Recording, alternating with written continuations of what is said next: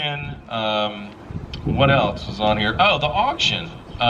We have a live auction, a course called America the Auction, that Member for a Day is doing right now.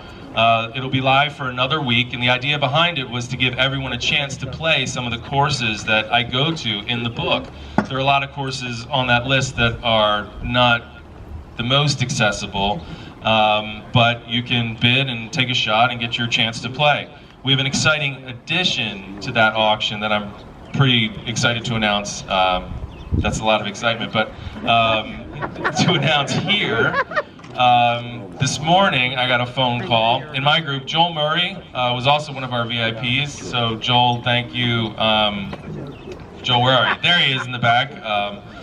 Joel, thanks so much for being here. I got a call this morning from Joel's brother, who was going to be one of our other secret surprise guests, Bill Murray.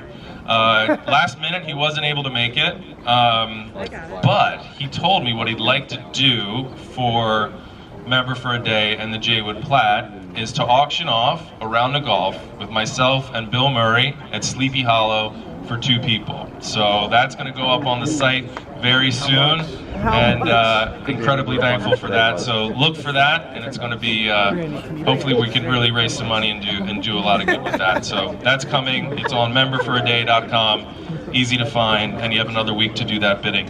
So you've come to a book launch. I'll shut up here and let people enjoy the party, but first I feel like, you know, you come to a book launch, you come to a book party, you should probably hear some of the book, right? All right, so I'm gonna read 2 pages, just 2 pages, but then you can say, all right, I've been to a book launch now and I heard an author read some of the book. So, appropriately, and by no accident, this is a chapter that is set at Rolling Green. Oh, and hey, by the way, when you pick up your book tonight, you're gonna get a nice bookmark announcing, look at this co-branding, Coyne Golf. So a new travel company that we're starting that I'm very excited about, but the website's on your bookmark in your book. All right, so I'm going to read 2 pages. I won't keep you any longer after that. You'll see each chapter begins with the location, and this is set in Springfield, Pennsylvania. Here comes your old man. The guys in the pro shop would call down to me from the window. Bud and a dog. Other caddies had members who requested their services, and while my dad never made an explicit appeal to have me on his bag, he would always ask the pro if I was here today, and I always was. None of the other caddies at Rolling Green minded the nepotism. Dad's was a heavy leather sack, and he paid the standard rate, while most caddies were holding out for reckless tippers. Dad's routine was to tell whoever was minding the shop that he'd be on the tee in a minute, but first, a late lunch in the halfway house, right there, or as he always put it, I'm gonna go grab a bud and a dog. While he did so, I'd hustle down from the bag rail to the basement, hoist Dad's bag off the rack, and head for the first tee. I preferred the storytelling hours waiting around the bag room to the actual caddying. But Dad was an easy loop. Driver, 4-wood, 9-iron, putter, in that order. It was amazing how many times he turned that combination into par. He was a short, straight hitter who didn't require reads or raking, as his ball rarely veered into bunkers. As we all settled into our steady loops over the course of our caddy careers, I found I would rather wait around to see if Dad was coming over from the office than play roulette with a guest's bag or get stuck with one of the assholes. I learned early that the disparity between an asshole and a hero had nothing to do with skill or demeanor. The difference was about $10. Sorry, girls, don't say that word. And there's another one coming too.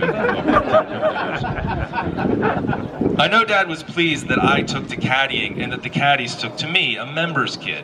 He'd spent his childhood in upstate Pennsylvania, where his father had run an orphanage during the Depression, and a summer caddying job was a similar lesson in humility and empathy. Some of my coworkers were living very raw lives. While I was saving up for Air Jordans, their tips went to booze or a fix or a bed for the night. And not getting a loop meant begging trolley fare off those of us who did.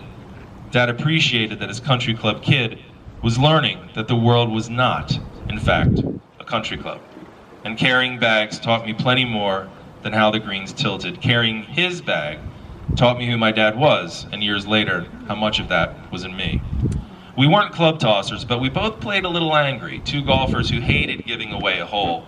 He did bend a 5-iron around a tree once, then handed it back to me as if I was supposed to slip the V-shaped rod back into his bag and carry on.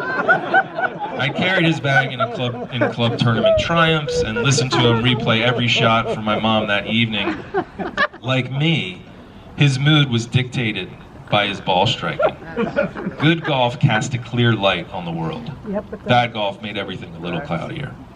I'd watched him make 3 aces, all on the same hole at Rolling Green with the same club, and launch bunker shots into backyards, never quite mastering the sand in his 50 years of golf. But when I think of my dad and Rolling Green, I always come back to one afternoon before any shots were struck at all. I was waiting in the pro shop, and so the setup is, that's the pro shop, and that's the pro shop window. That's the back room right there. I was waiting in the pro shop for him to return with his bud and a dog, and when he did, he pointed through the window to 3 kids heading toward the first tee and asked who they were and why they had just jumped ahead of us.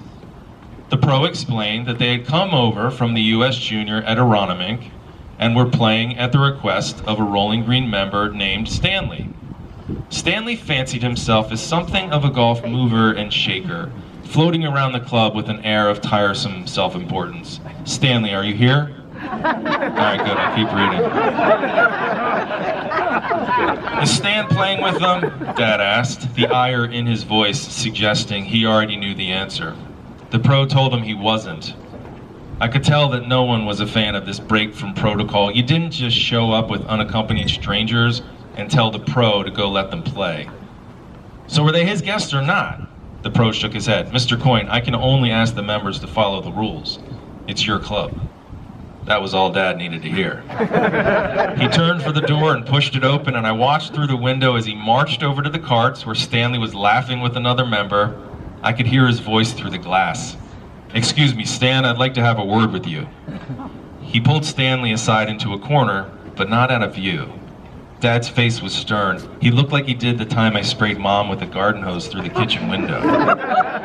Dad jabbed a finger to emphasize his points, and we watched as Stan's face went white, his lips frozen. My dad turned around and walked toward the tee, and Stan headed for the pro shop door. The pro and I hurried away from the window. Within seconds, in walked Stanley. I'm going to put my spikes on, he said with a little flutter in his voice. I'll have 3 guests with me today. He stepped briskly across the shop and into the locker room. The pro turned to me and said, your dad is the fucking man.